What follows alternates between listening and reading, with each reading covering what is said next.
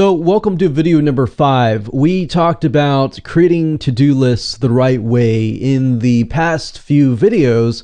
Now I want to harness that power of your to-do list that was created appropriately, and let's take it to the next step. And let's hone in the power of you and unleash your productivity. So look at this map right here. This is the amount of work that you're going to be spending. What we want to do with the 80-20 rule is to spend 20% of work that produces 80% of the results. So a lot of times we don't realize this, but we are actually spending 80% work and only getting 20% results, or vice versa, where we are spending a lot of time and getting very little results. But we want to flip that and change that for you today. But you really need to think and change your mind a little bit to think, okay, how can I spend 20% of work and get 80% output?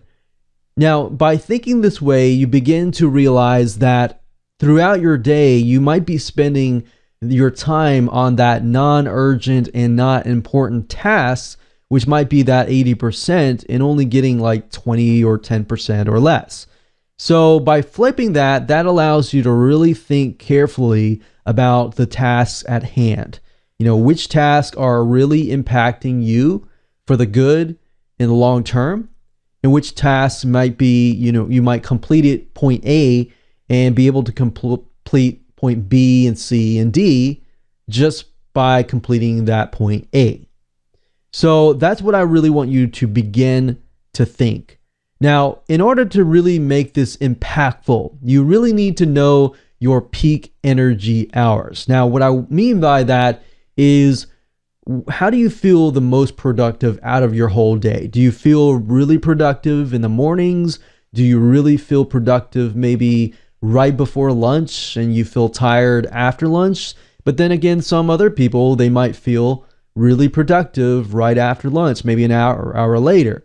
So you need to know your peak energy hours. And the reason being is you're going to hone in on that power. And what time of the day, essentially, do you feel more energetic? You want to choose this hour to do more work, because this is going to be where your brain is really thinking and where your brain is really active, and you're able to just really take something that takes, like I said earlier, 5 hours and really get it down to maybe 1 hour or less. And you also want to follow a routine. The more you follow routine, the more you get into a habit of doing some things consistently and on a day-to-day routine, those things tend to kind of embed themselves into who you are, what you do, and it just becomes more of a habit, and it just becomes easy. And when it becomes a habit, sometimes that takes time, and sometimes that takes at least 21 days to actually become a habit. Then it's just going to make life a lot easier. You're going to feel a lot more productive in that sense.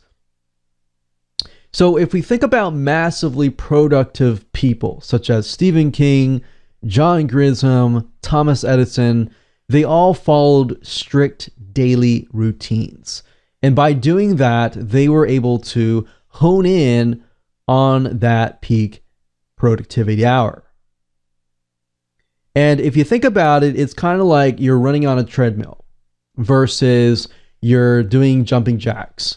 And if you think about it, when you're doing jumping jacks, it may only take about 15 minutes, but you might burn the same amount of calories, whereas you go running on a treadmill for an hour.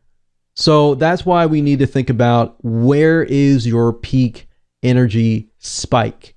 Once you figure that out, you can begin to hone in on that power, unleash that productivity, and then we can move on to productivity tools, which will actually speed things up for you and make your life a lot easier now that you understand the fundamentals.